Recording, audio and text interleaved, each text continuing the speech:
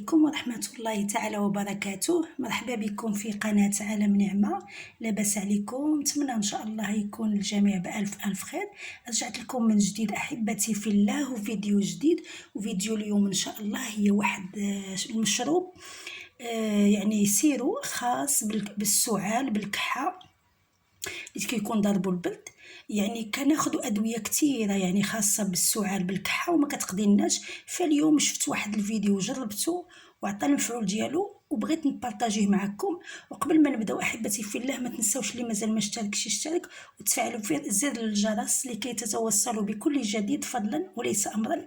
ونبداو على بركه الله. لهاد السيرو كنحتاجو مندالينا كيف كتشوفوا جوج مندالينات المندارين. كنحتاجو البصله متوسطه حمراء، واخا تكون خضاريه المهم تكون حمراء.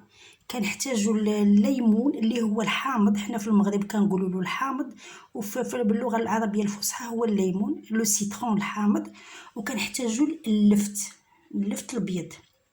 نعاود لهاد السيرو كنحتاجو جوج ديال المندارينات، جوج ديال بصله وحده متوسطه حامضه واللفته. يا اما تعصروهم يا اما تطحنوهم، فانا فضلت انني نطحنهم.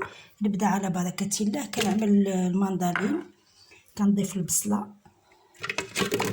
راه غادي تجربوه سيرو، غادي تجربوه وغادي تبان لكم النتيجه. كنديروا كاع المكونات بربعه وكنطحنهم.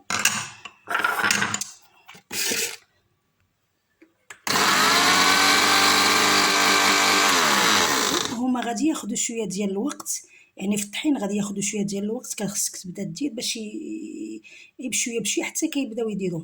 تمشيو فين نخليكم حتى تكملوا معايا الفيديو. ما بغيتش نطحنهم ونرجع لكم لان الصداع. ها نتوما شوفوا كي ولا الشكل ديالو، يعني كيتخلطوا حتى رائحه ما شاء الله ديال الليمون والحامض والبصله تتعطي ريحه رائعه. هنا كناخذوا المصفات كنصفيوه. شوفوا الشكل ديالو، كنصفيوه مزيان.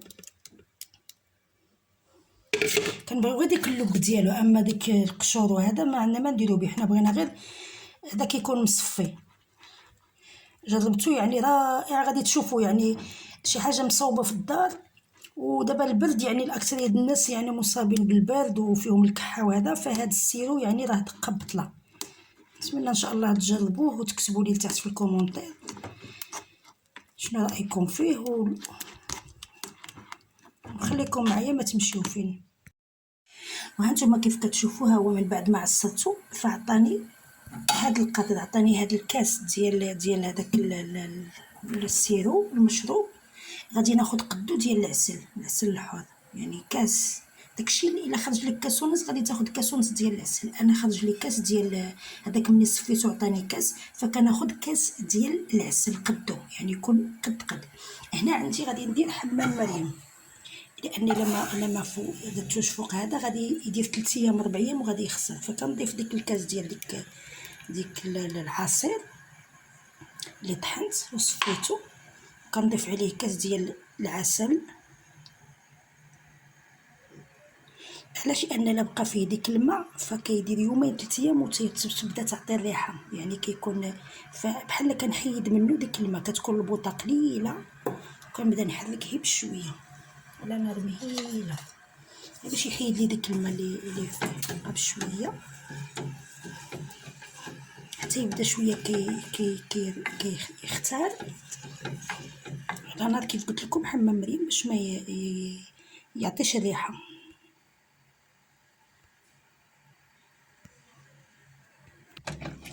هانتوما كيف شفتوا كنبدا نحرك غير بشويه. ملي كيبان لي بدا كيسخن شويه، علاش؟ حيت بغينا ديك الملف ديال البصله وديال المندالين وديال اللفت، يعني بغيناهم يتبخروا. لان لا بقاو غادي نديرو في الثلاجه يومين 3 ايام غتبدا تعطي فيه ريحه. من بعد ملي كيبدا كيف قلت لكم تطلع عليه سخونيه، كندير معلقه صغيره ديال القرفه، كنزيد معلقه صغيره ديال سكينجبير يعني مدقوق. هذه حسب الرغبه. 3 ديال المسمرات ديال القرنفل. اللي بغا يديرو واللي ما بغاش. كنبدا نحرك بشويه كينسجم الخليط مع بعضياته. راه صحي ومزيان، وكتعرفوا يعني غتشربوا تعرفوا شنو كتاخذوا. راه دقه ببطله، يعني فيه المكونات. البصله الحمراء مزيانه، سكينجبير سخون يعني كيدفي هذا، القرفه منسمه، المندالين، اللفت، يعني مكونات كلها. كان شويه ومن بعد كنخليه حتى كيبرد، غير بشويه نخليه حتى كيبرد وكنصفيه. وما تمشيو فين، خليكم حتى تكملوا معايا الفيديو. وها هو كيف كتشوفوا من بعد ما صفيتو، يعني كيرجع خاتر ديك تخاو داكشي ما كيهبطش، كيكون صافي. عملتو في قنينه معقمه من بعد ما عقمتها.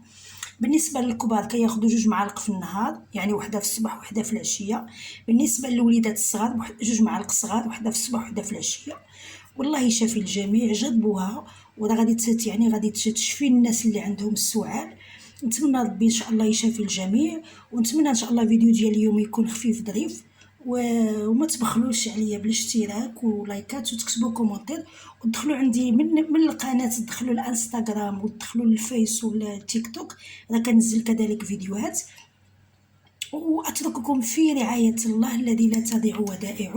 والسلام عليكم ورحمة الله تعالى وبركاته. إلى اللقاء في فيديو جديد إن شاء الله. باي باي. السلام عليكم. لا تنسوا الاعجاب بالفيديو والاشتراك في القناة تشجيعا لنا لنستمر بنشر المزيد إن شاء الله.